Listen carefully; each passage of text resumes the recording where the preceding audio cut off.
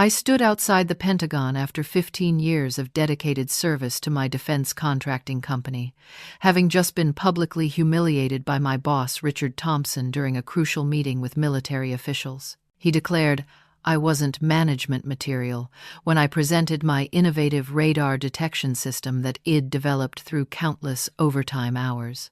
I calmly thanked him, decided to work strictly 9 to 5 from now on, unaware that within 72 hours, my decision would trigger a $6 million catastrophe that changes everything.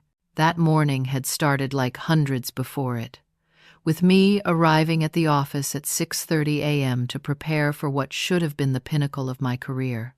The Pentagon meeting was scheduled for 10 a.m., and I'd spent the previous night running through my presentation one final time, making sure every detail of my advanced radar detection algorithm was perfect. This system represented 3 years of my life.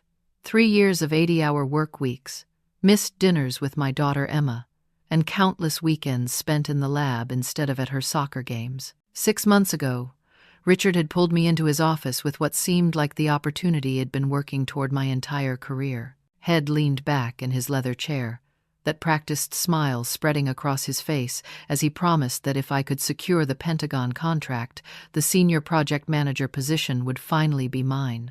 I remembered feeling my heart race with anticipation, thinking that all those sacrifices were about to pay off. 15 years of proving myself, of being the first one in and the last one out, of solving every technical crisis that arose, and finally, I would have the recognition I deserved. The conference room at the Pentagon was intimidating in its formality, with its polished oak table and walls lined with photographs of military achievements. General Patricia Hayes sat at the head of the table, her presence commanding respect, even in stillness. 5 other Pentagon officials flanked her, their uniforms crisp and expressions neutral as they prepared to evaluate what our company was offering.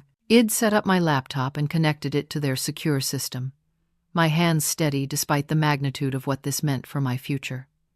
The presentation began flawlessly. I walked them through the revolutionary approach I'd developed, explaining how my algorithm could detect stealth aircraft 30% more effectively than any current system in the military's arsenal.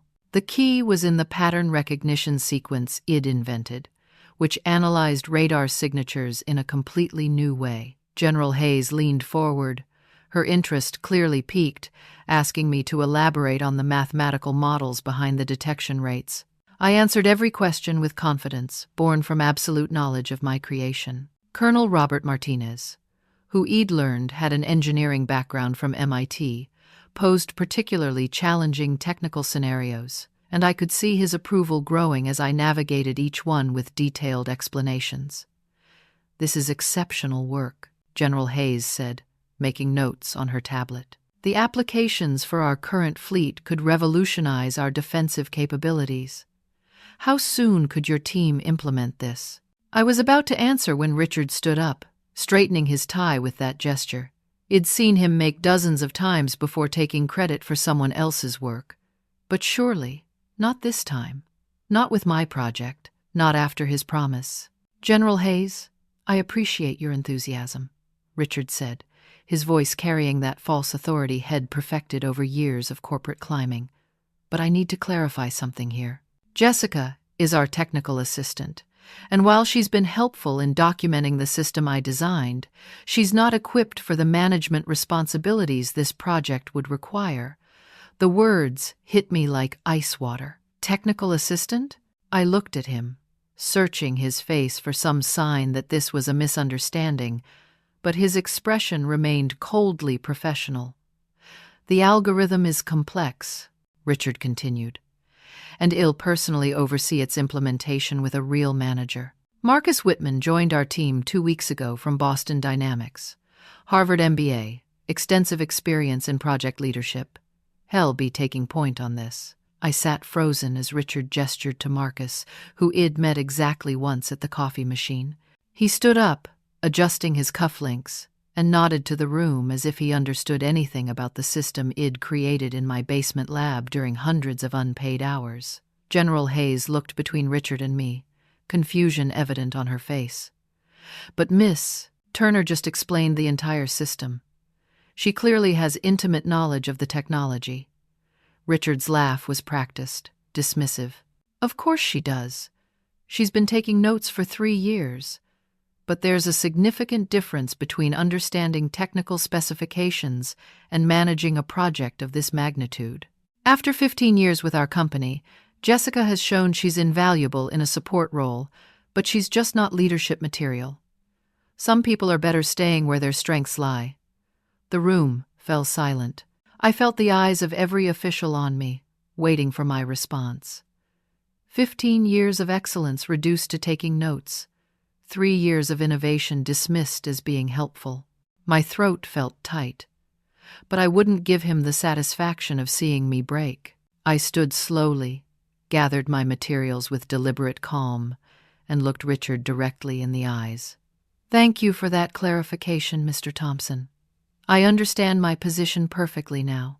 The drive back to the office felt surreal, like I was watching someone else's life through a windshield. My phone buzzed constantly with messages from Sarah and James, my 2 closest colleagues who'd been watching the meeting via our company's internal stream. They'd seen everything, witnessed my humiliation broadcast to the entire technical department. By the time I pulled into the parking garage, I'd made my decision. Sarah was waiting by my desk, her face flushed with anger. Jessica, I cannot believe what just happened. Everyone knows you created that system. We've watched you work yourself into the ground for 3 years.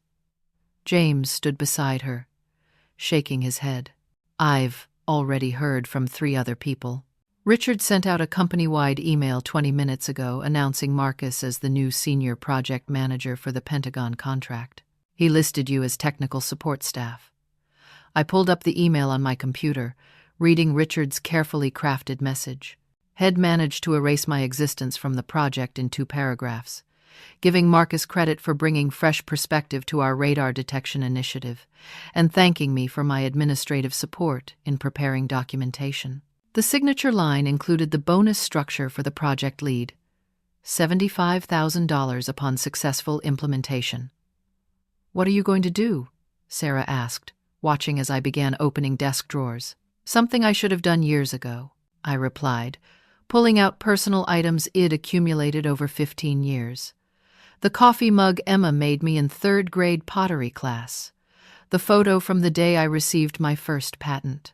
The stress ball I'd worn smooth from late-night debugging sessions. But more importantly, I was removing other things. The external hard drive containing my personal optimization programs that made our entire testing system run 40% faster. The notebook filled with contact information for suppliers I'd cultivated through personal relationships. The backup protocols I'd written on my own time that had saved the company from 3 major system failures. All of these were mine, created outside of office hours, and I was under no obligation to leave them. James watched nervously as I packed. Jessica, you're not quitting, are you? We need you. No, I'm not quitting, I said, closing my laptop bag. I'm simply going to start honoring my actual job description. My contract specifies my hours as 9 to 5:59 p.m., Monday through Friday.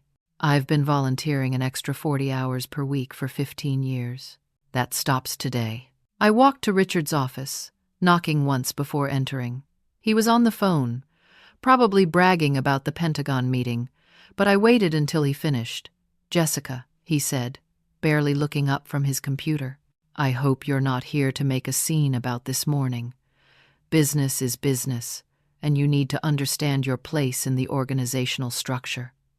I understand perfectly, I replied, placing a printed copy of my official hours on his desk. I wanted to inform you that I'll be adhering strictly to my contracted schedule going forward. 9 a.m. to 5:59 p.m. No exceptions. He laughed, actually laughed, leaning back in his chair. You're being childish. This little tantrum won't affect anything. Marcus is brilliant, and he doesn't need you holding his hand. He'll figure out your little system in no time. I'm sure he will, I said, turning to leave. Oh, and Richard? Those optimization programs that speed up our testing cycles? Those are my personal property, created on my own time. I've removed them from the company servers. Have a good evening. The color drained from his face. You can't do that. Those are company property. Actually, they're not.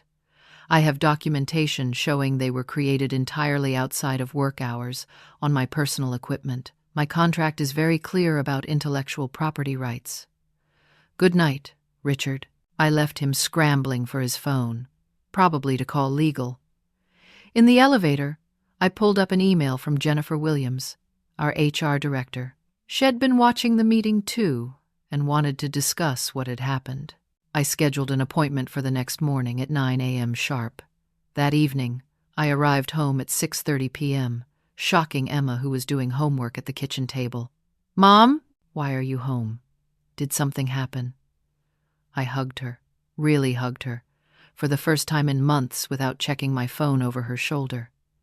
Something did happen, sweetheart. I decided to start putting important things first. How about we make dinner together? As we cooked spaghetti, my phone rang constantly. Marcus had discovered he couldn't access the testing protocols. Head found my notebooks in my desk and couldn't understand my notation system. Each call went to voicemail. I was having dinner with my daughter, and for the first time in years, that was my only priority. Later that evening, while Emma worked on her science project, I made another call. David Anderson, an intellectual property lawyer I'd met at a conference, listened carefully as I explained the situation. Jessica, if you developed these innovations on your own time, with your own resources, you have a strong case for ownership. Have you documented this? Every hour, I replied.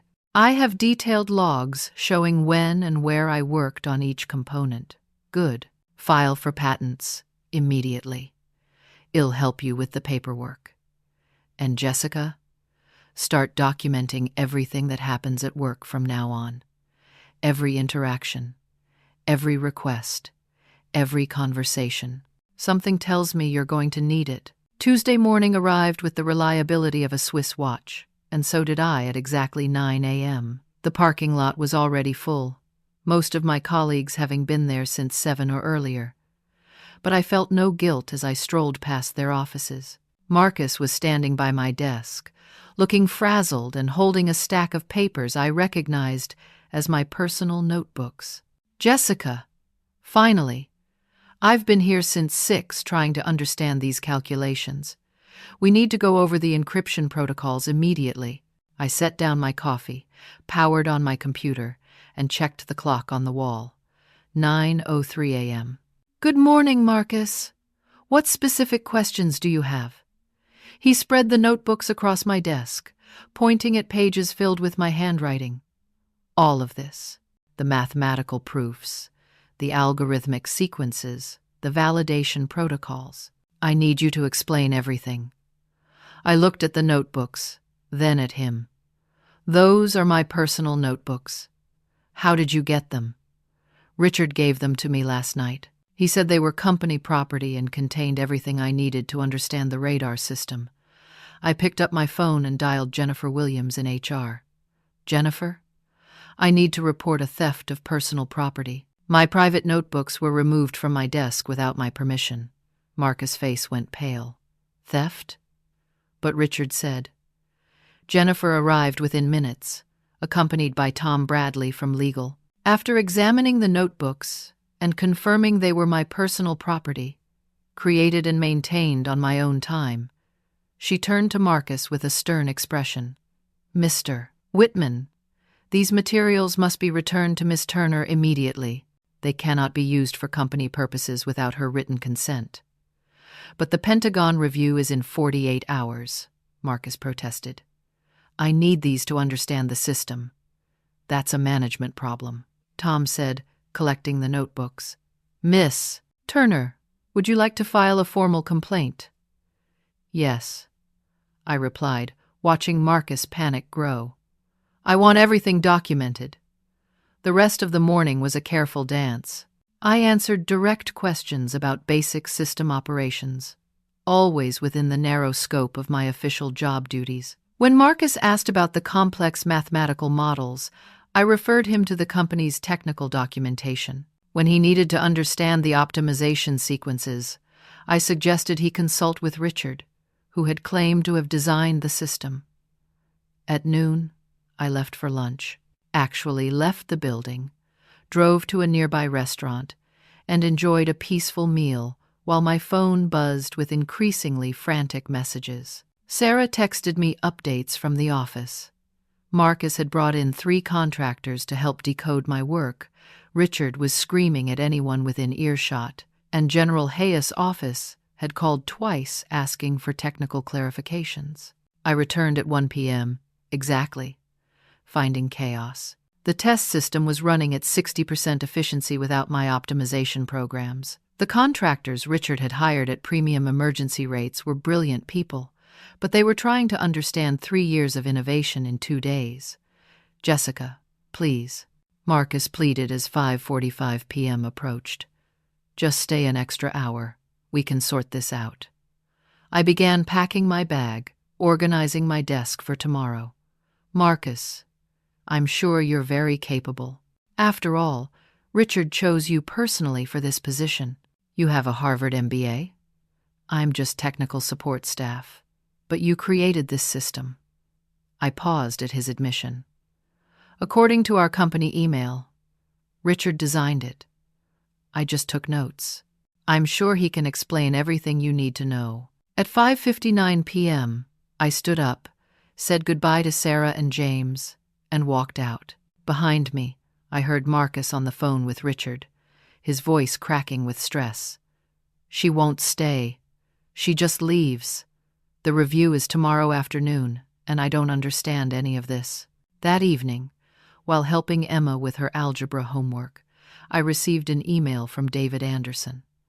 The patent applications for my algorithm variations had been filed. Since Id developed them on my own time, using my personal equipment and resources, they belonged to me entirely. The company could use the basic version Id created during work hours, but the optimizations and enhancements that made it military-grade were mine. Emma looked up from her textbook. "Mom, you seem different lately. Happier." "Do I?" I asked, realizing she was right. For the first time in years, I wasn't checking my phone every 2 minutes or mentally solving work problems while pretending to listen to her. "Yeah, it's nice. I missed you." Those 3 words were worth more than any promotion Richard could have offered. I'd been so focused on proving my worth to people who would never acknowledge it that I'd forgotten the people who already knew my value. My phone rang. It was Jennifer from HR.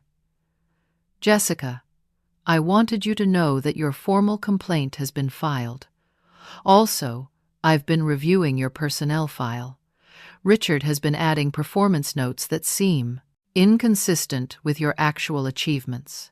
Did you know he's been documenting you as difficult to work with and resistant to feedback for the past 6 months?" "No, I didn't know that." "I thought not. We're investigating." Also, General Hayes called me directly. She wanted to know why the creator of the radar system wasn't leading the project. Richard told her you had personality issues that made you unsuitable for client interaction. I felt my jaw clench. He said what? "Don't worry. General Hayes has dealt with enough contractors to recognize that particular excuse. She requested your direct contact information. I told her I'd have to check with you first. Give it to her," I said without hesitation. Let's see what happens when she hears the truth. Wednesday morning brought a special kind of controlled chaos to the office. The Pentagon review was scheduled for 2 p.m., and Marcus looked like he hadn't slept at all. Dark circles shadowed his eyes as he hunched over a desk covered in printouts, surrounded by 3 emergency contractors Richard had hired at $500 per hour each. I arrived at my usual 9 a.m., finding Sarah already at her desk despite normally starting at 8. "I wanted to watch this unfold," she whispered. Is that terrible? It's human, I replied, settling into my morning routine. Richard appeared at 9:15, his usually perfect appearance showing cracks. His tie was slightly askew, and I noticed head missed a spot shaving. Jessica, we need to discuss the demonstration this afternoon. Of course, I said, pulling up my calendar. I have 15 minutes available at 9:30. His face reddened. This is serious. The Pentagon review could make or break our company. Then am surprised you put someone with 2 weeks of experience in charge of it, I said evenly. But am happy to answer any questions within my defined role as technical support staff. During our 15-minute meeting, Richard tried every manipulation tactic in his playbook. He offered me a temporary bonus to help out just this once. He reminded me of my loyalty to the company. He even suggested that my behavior was proving him right about my unsuitability for management. Richard, I said as my timer went off, you made it very clear at the Pentagon that I'm not management material. I'm simply agreeing with your assessment. Now, if you'll excuse me, I have my regular duties to attend to.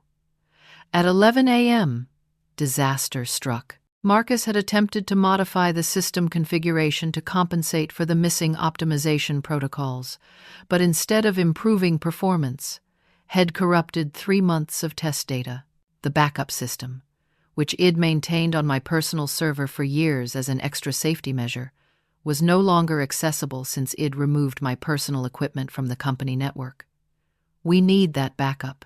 Marcus practically screamed, his Harvard composure completely shattered. The company backup system should have copies, I said helpfully. It only backs up once a week. Well, lose everything from the last 6 days, including the Pentagon demonstration configuration. Tom from legal appeared, looking grim. Richard, we have a bigger problem. I've been reviewing the Pentagon contract. There's a penalty clause. If we fail to demonstrate the promised capabilities, we owe $2 million for wasting military resources. Richard's face went from red to white in seconds. $2 million? That's impossible. You signed the contract, Tom replied. You guaranteed we could deliver Jessica's system. I mean, the system you claim to have designed. My desk phone rang. It was General Hayes' direct line. Miss Turner? This is General Hayes. I understand there have been some changes in project leadership that concern me. I've been trying to get technical answers from Mr. Whitman, but he seems unprepared. Could you clarify the detection algorithm's capability against the new Chinese stealth prototype? I glanced at Richard, who was gesturing frantically for me to help. General Hayes, I've been designated as technical support staff. Mr. Whitman is the senior project manager for this contract. I'm sure Mr. Thompson can arrange for him to answer your questions. There was a long pause. I see, Miss Turner, are you available for a private conversation? Not about the contract, just professional to professional. I can speak during my lunch break at noon, if that works for you. Perfect. I'll call you on your cell phone. As noon approached, the office was in full panic mode. The 3 contractors had made some progress, but nowhere near enough to salvage the demonstration. Marcus was on his 4th energy drink, hands shaking as he tried to input code corrections. Richard was in his office with the door closed, presumably trying to figure out how to explain a potential $2 million loss to our CEO, Margaret Stone, who was flying back from Tokyo. I stepped outside for my lunch break, and General Hayes called exactly at noon. Miss Turner, I'll be direct. I've seen this before. A talented woman creates something remarkable, and management hands it to an unqualified man. Am I correct? I couldn't comment on that, General. You don't need to. Your silence speaks volumes. Let me share something with you. Colonel Martinez pulled your patent history, 12 patents in 15 years, all assigned to the company. But he also found something interesting. You've filed new patents this week, personal patents, for enhancements to radar detection algorithms. My heart raced. Those were developed on my personal time. I'm sure they were. Miss Turner, Northrop Grumman is very interested in those patents. They've been looking for someone with your expertise to head their new detection systems division. The position comes with a director title and a $300,000 signing bonus. Interested? I nearly dropped my phone. General, are you recruiting me during a contract review? I'm not recruiting anyone. I'm simply sharing information about opportunities that someone with your talents might find interesting. The Pentagon works with many contractors, Miss Turner. We prefer to work with those who value their talent appropriately. After the call, I sat in my car for a moment, processing what had just happened. A director position, recognition of my actual worth. It was everything I'd worked for, offered by someone who saw through Richard's deception immediately. I returned to find Marcus physically ill from stress, Richard pacing the hallways, and the contractors admitting defeat. The demonstration was in 2 hours, and they had a system that barely functioned at baseline, let alone the 30% improvement I'd achieved.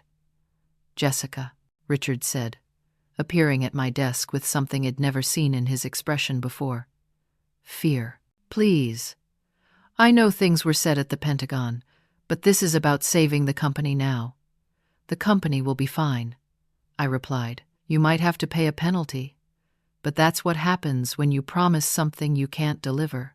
It's a management problem, and as you've made very clear, I'm not management material. Sarah approached with a document.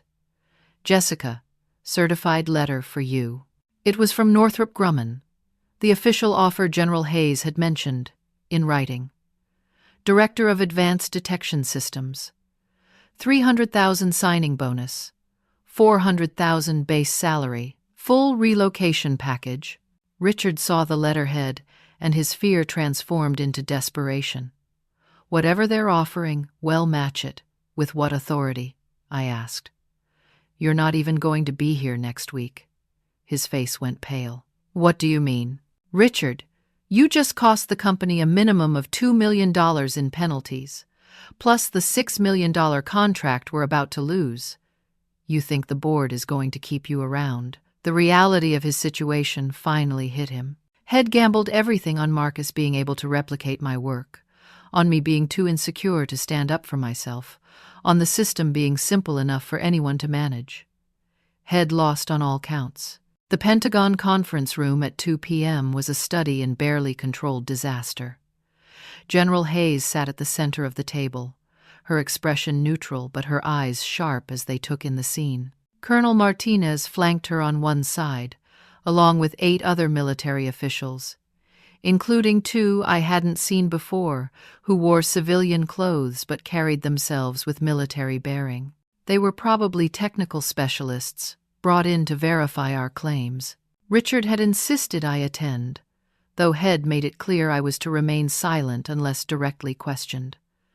Marcus stood at the presentation podium, his hands visibly trembling as he connected his laptop to their system. The contractors sat in the back row, ready to provide support that we all knew would be inadequate. Good afternoon, everyone, Marcus began, his voice cracking slightly. Today, we're excited to demonstrate our advanced radar detection system. General Hayes interrupted immediately. Mr. Whitman, before we begin, could you explain the mathematical foundation of your detection algorithm? We've had our specialists review the preliminary documentation, and we have some questions. Marcus froze. He shuffled through his notes, clearly looking for something Richard had prepared for him. The algorithm uses advanced pattern recognition to identify stealth signatures. Yes, but specifically. Colonel Martinez leaned forward. Can you explain the Fourier transform modifications that allow for real-time processing of multiple signature variants? The documentation mentions a novel approach to frequency domain analysis that we're particularly interested in. I watched Marcus flounder, throwing out buzzwords Head memorized but didn't understand. We utilize cutting-edge transform technology to maximize detection efficiency. That's not an answer. One of the civilian specialists interrupted. The patent filing mentions a specific mathematical innovation. Are you familiar with it? Of course. Marcus lied, sweat now visible on his forehead. The innovation involves optimizing the transform calculations. Colonel Martinez's expression hardened. Mr. Whitman, I have a doctorate in electrical engineering from MIT. Please don't insult my intelligence with generic responses. Can you or can you not explain the technology you're supposedly managing? Richard stood up. Perhaps we should proceed with the demonstration. The technical details can be discussed afterward. No, General Hayes said firmly. If Mr. Whitman is managing this project, he should understand what he's managing. Please continue with your questions, Colonel. For the next 15 minutes, I watched Marcus destroy his own credibility with every answer. He confused basic radar principles, incorrectly described the detection process, and at one point actually suggested a modification that would make the system less effective, not more. The contractors tried to slip him notes, but it only made things worse as he contradicted himself multiple times. Enough, General Hayes finally said. Let's see the demonstration. Marcus initiated the system with shaking hands. For a moment, it seemed like it might work. The interface loaded, the initial calibration completed, and then, as if on cue, error codes began cascading across the screen. Not just any error codes, but ones I'd specifically programmed to appear if someone tried to run the system without understanding the underlying architecture. The lead contractor jumped up, trying to troubleshoot, but every fix created two new problems. The system wasn't just failing, it was failing in a way that demonstrated complete ignorance of its design principles. Mr. Thompson, General Hayes said, her voice cutting through the chaos. Would you care to explain why the creator of this system isn't the one presenting it? Richard's mask of authority finally cracked. General Hayes, as I explained, Jessica lacks the leadership capabilities necessary for a project of this magnitude. Really. Hayes stood up, her presence filling the room, because from where I'm sitting, your hand-picked manager lacks the technical capabilities necessary to understand what he's supposedly leading. Miss Turner, would you please explain what's happening with the system? All eyes turned to me. Richard shot me a warning look, but I was past caring. I prefer to defer to the senior project manager's expertise, I said calmly. After all, Mr. Thompson made it clear that I'm just technical support staff. General Hayes smiled then, a sharp expression that reminded me why she'd risen to her rank. Mr. Thompson, I've been in the military for 25 years. I've seen every form of discrimination, every type of power play, every way that talented people get pushed aside for politics. What I haven't seen is someone stupid enough to try it during a Pentagon contract review. She pulled out a folder. Do you know what this is? It's a report from Colonel Martinez's team. They investigated Miss Turner's previous contributions to your company. 3 successful contracts, $40 million in revenue, 12 patents, all credited to various male managers, while Miss Turner was listed as support staff. It's a fascinating pattern. Richard tried to respond, but Hayes continued. I also had an interesting conversation with several of your employees. They were very eager to share their observations about who really drives innovation at your company. General Hayes, Richard started, his voice now pleading. There may have been some miscommunication about roles and responsibilities. There's no miscommunication, Hayes interrupted. You brought an unqualified manager to present technology he doesn't understand, wasting the time of everyone in this room. The Pentagon doesn't just evaluate technology, Mr. Thompson. We evaluate the companies we work with, their ethics, their leadership, their ability to deliver on promises. She turned to me. Miss Turner, I understand you've received an offer from Northrop Grumman. Have you accepted it yet? Richard's face went white. You can't recruit our employees during a contract review. I'm not recruiting anyone. Hayes replied coolly. "I'm simply inquiring about Miss Turner's career plans, since it's clear your company doesn't value her contributions. The Pentagon prefers to work with contractors who recognize and retain talent." Marcus finally broke. "I can't do this," he said, stepping away from the podium.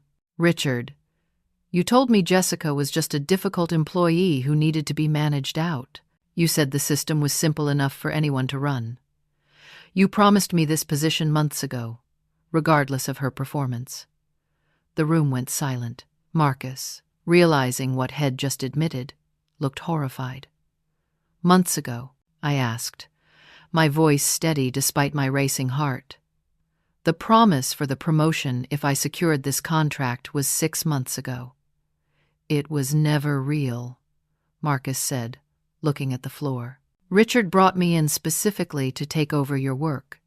He said women become too emotional in leadership positions, that you'd been coasting on other people's efforts." Colonel Martinez stood up. "I think we've seen enough. General Hayes, I recommend we terminate this review immediately." "Agreed," Hayes said. "Mr. Thompson, your company will be receiving formal notice of contract termination, along with an invoice for the $2 million penalty specified in your agreement. Additionally, we'll be reviewing all previous contracts where Miss Turner's work was misrepresented." Richard's phone rang. He looked at the screen and went even paler. "It's Margaret Stone, your CEO," Hayes asked. "Good. You can explain to her how you just cost your company $8 million. The $2 million penalty, plus the $6 million contract you just lost." As Richard stepped out to take the call, General Hayes approached me. "Miss Turner, that Northrop Grumman offer won't stay open forever. I strongly suggest you consider it. The Pentagon values working with people who combine technical brilliance with integrity." I could hear Richard's raised voice from the hallway, presumably trying to explain the disaster to our CEO. Marcus had slumped in a chair, his Harvard MBA useless in the face of his ethical failure. The contractors were quietly packing up, knowing they wouldn't be getting paid for a successful demonstration. "General Hayes," I said, making a decision, "I appreciate your advice. I think it's time I worked for people who value what I bring to the table." She smiled, this time with genuine warmth. "Good. When you're settled at Northrop, give my office a call. We have several projects that could use your expertise. Projects where you'll be recognized for your contributions." As we filed out of the conference room, I passed Richard in the hallway. He was still on the phone, his face red as Margaret Stone apparently gave him the full force of her anger. He looked at me with something between rage and desperation, but I felt nothing. No satisfaction, no anger, just freedom. Sarah was waiting in the lobby, having watched everything through the company stream. "Jessica, that was incredible. Marcus admitted everything." "Richard is finished. It's not over yet," I said. Though I knew she was right. The dominoes had started falling, and Richard had positioned himself right in their path. Thursday morning brought the kind of corporate reckoning that usually only happens in business school case studies. Margaret Stone had taken a red-eye from Tokyo, arriving at the office at 6 a.m. with her senior leadership team and Patricia Walsh, the company's largest investor who had built her fortune by turning around companies plagued by discrimination lawsuits. I arrived at my usual 9 a.m. to find the office in upheaval. Security was stationed at Richard's office, boxing up his belongings under the supervision of legal. Marcus' desk had already been cleared out. The entire C-suite was locked in the main conference room with what looked like half the board of directors participating via video call. Jennifer from HR intercepted me immediately. "Jessica, Margaret wants to see you. Can you come to the boardroom?" The walk felt surreal. 15 years of being invisible in these hallways, and now I was being summoned to the room where all major decisions were made. Inside, Margaret Stone stood at the head of the table, her expression grim. Patricia Walsh sat to her right, A woman in her 60s whose steel, gray hair and sharp eyes had graced the cover of Fortune magazine 3 times. "Miss Turner," Margaret began without preamble, "I owe you an apology. I've spent the morning reviewing what happened yesterday, and more importantly, what's been happening at this company for years." She gestured to a projection showing email threads, performance reviews, and patent filings. "Jennifer has provided us with documentation showing a pattern of behavior from Richard that goes back 8 years. You're not the only woman whose work is stolen, just the most recent." Patricia Walsh leaned forward. "I've also been conducting my own investigation. Did you know that Richard has been in negotiations with Stratton Defense Systems? He was planning to leverage the Pentagon contract to secure a position there as executive vice president, with a $5 million signing bonus. He was going to leave," I asked, stunned, "after the contract was secured." Patricia confirmed. "He needed one more big win to make himself attractive enough. Your radar system was supposed to be his ticket out. He'd take credit for it, leave the company to deal with implementation, and walk away with millions." Jennifer added another document to the projection. "We've also discovered he's been systematically documenting false performance issues for female employees who threatened his position. 5 women left the company in the last 3 years because of manufactured performance problems. All of them had filed complaints about Richard that mysteriously disappeared from their files." Margaret's expression darkened further. "But here's the most damaging part. Patricia has been recording certain board meetings as part of her investor due diligence rights. Richard didn't know he was being recorded 2 months ago when he told the board, and I quote, 'Women in tech are useful for detailed work, but lack the strategic vision for leadership. I've been managing them out of senior positions to strengthen our corporate structure.'" The room fell silent. Patricia pulled out her phone and played the recording. Richard's voice filled the room, casual and confident as he explained his philosophy of keeping women in support roles. He specifically mentioned me, saying I was technically competent but too emotional for client-facing roles. "This recording alone opens us up to massive discrimination lawsuits," Tom from legal said. "If the women who left find out about this, we're looking at potential damages in the tens of millions, which is why we're going to get ahead of it," Margaret said. "Miss Turner, we need your help. You're the most visible victim of Richard's discrimination, and how we handle your situation will determine whether this company survives the scandal that's about to break." "What exactly are you asking?" I said carefully. Margaret looked me directly in the eyes. "I'm offering you the position of Vice President of Technology, effective immediately. 400,000 base salary, plus back pay for all the overtime you've worked over 15 years. We've calculated it at approximately $300,000, plus the $75,000 bonus Richard tried to give Marcus. That's not enough," Patricia interrupted. "Jessica, you have grounds for a massive lawsuit." The documentation Jennifer found, combined with yesterday's Pentagon fiasco and my recording, means you could own this company by the time the lawyers are done. She was right, and everyone knew it. The room held its breath, waiting for my response. "I have an offer from Northrop Grumman," I said quietly. "Director position, 300,000 signing bonus." "Well, match the signing bonus," Margaret said immediately. "And add something else, a seat on the Technology Advisory Board, with full voting rights on product development decisions." It was a good offer, a very good offer. But I thought about 15 years of being overlooked, of watching less qualified men take credit for my work, of missing Emma's childhood for a company that didn't value me. "I want more than money," I said. "I want structural change.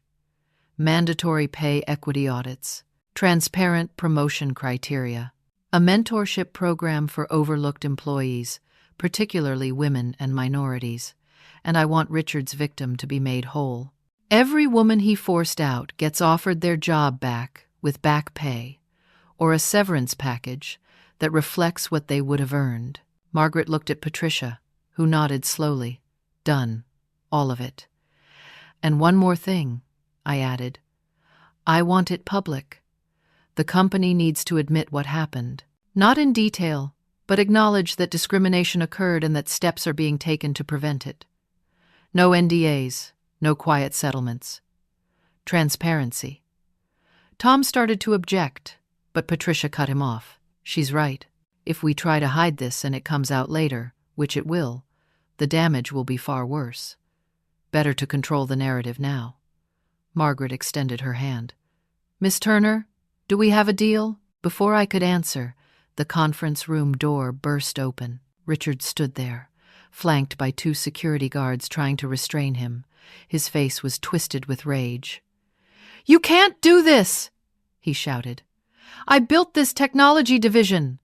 I brought in the contracts. Jessica is nothing but a glorified secretary who got lucky with one project. Patricia stood slowly, her voice ice cold. Mr. Thompson, you're trespassing. You were terminated for cause an hour ago. Security, please escort him out. This is because she's a woman, isn't it? Richard snarled. You're all so worried about diversity quotas that you're destroying the company for political correctness. No, I said, standing to face him. This is because you're a thief and a fraud. You stole my work, Sarah's work, and who knows how many others. You cost this company $8 million because you were so convinced of your superiority that you thought Marcus could replicate 3 years of innovation in 2 days. You'll never make it as a VP. He spat. You don't have what it takes. You're too soft, too emotional. Richard, Patricia interrupted, pulling out her phone again. Would you like to hear the rest of the recording? The part where you discuss falsifying performance reviews? I'm sure the labor board would find it fascinating. The color drained from his face as he realized the full scope of his exposure. Criminal fraud charges were possible, even likely, given the documented evidence of his deceptions. Security finally managed to remove him, his shouts echoing down the hallway until the elevator doors closed. The room sat in silence for a moment, processing what had just happened. So, Margaret said, turning back to me, do we have a deal? I thought about Emma, about the example I wanted to set for her. I thought about Sarah and the other women who'd suffered under Richard's discrimination.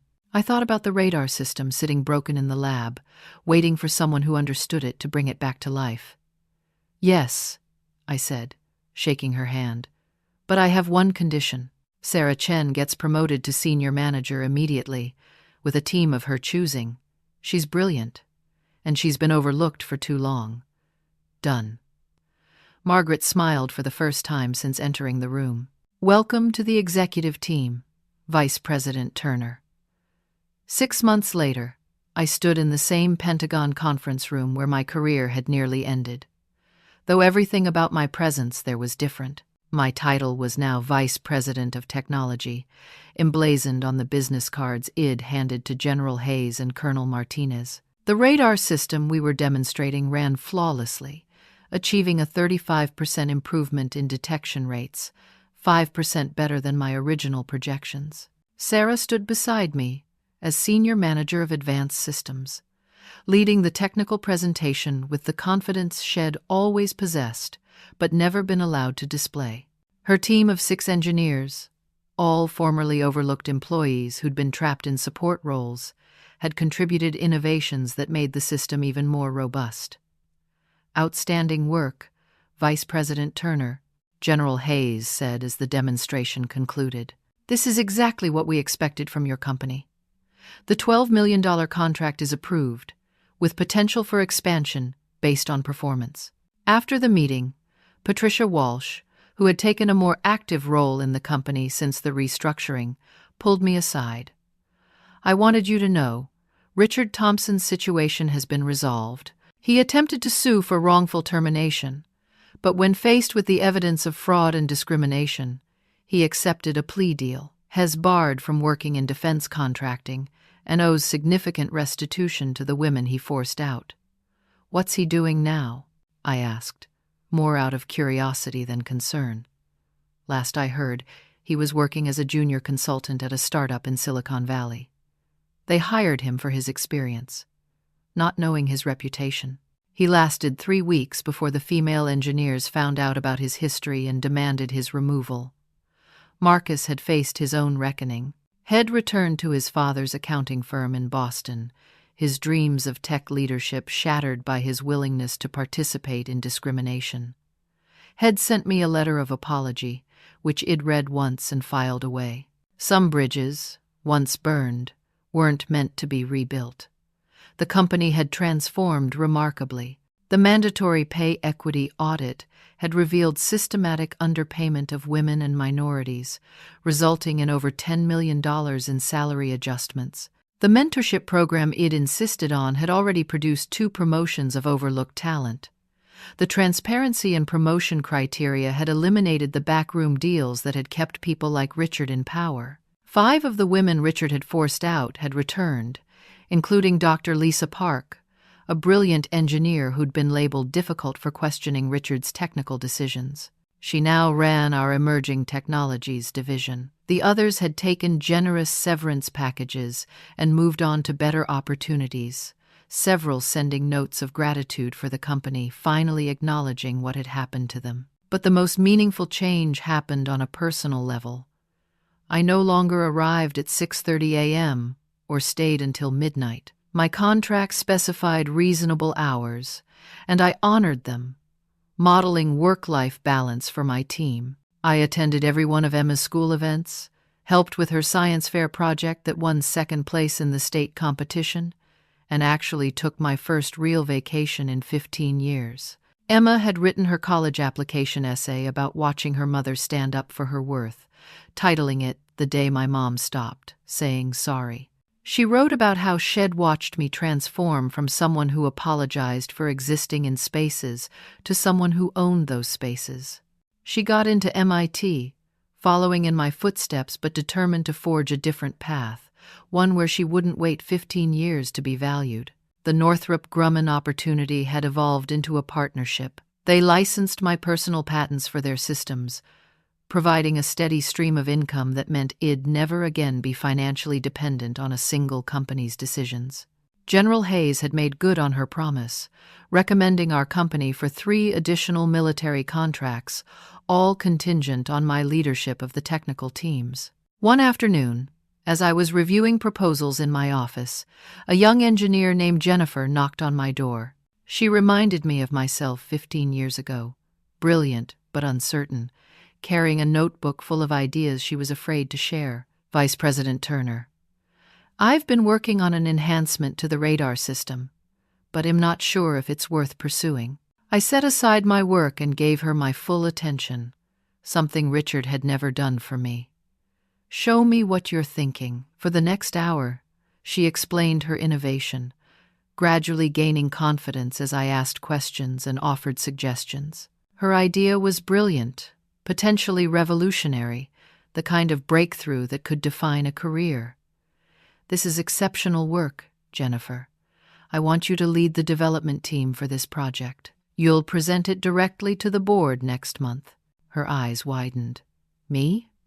Present to the board? But I'm just a junior engineer." "You're an engineer with a game-changing idea," I corrected. "Your title doesn't determine your value. Your contributions do. And Jennifer? Make sure your name is on every document, every patent filing, every presentation. Never let anyone tell you that you're just anything." As she left my office, practically glowing with excitement, Sarah appeared in the doorway. You know Richard would have taken credit for that idea. Which is why Richard is updating his LinkedIn profile while begging for consultant work, and we're running a $12 million Pentagon contract, I replied.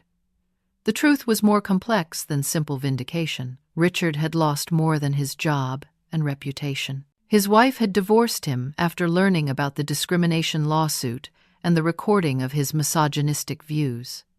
His professional network had evaporated as the story spread through the defense contracting community. The $5 million golden parachute Head been chasing had turned into professional exile. But I didn't celebrate his downfall. Instead, I focused on building something better from the wreckage had created. Every woman and minority employee who got promoted, every innovative idea that was properly credited, every young engineer who felt valued, was a repudiation of everything Richard had represented. During our quarterly all-hands meeting, Margaret asked me to speak about the transformation we'd undergone. I stood before 200 employees, many of whom had witnessed my humiliation at the Pentagon a year ago. For 15 years, I believed that working harder would eventually earn me recognition. I began. I thought that if I just put in more hours, took on more projects, sacrificed more of my personal life, someday someone would notice my value. I was wrong. The room was silent, everyone listening intently. Your value doesn't come from how much you sacrifice. It comes from what you contribute, and more importantly, from demanding that those contributions be recognized. I spent 15 years allowing someone else to define my worth, accepting their evaluation that I wasn't leadership material, even as I led every technical innovation this company produced. I looked at the young faces in the audience, especially the women and minorities who saw their own struggles reflected in my story. The day Richard Thompson told the Pentagon I wasn't management material was the best day of my professional life.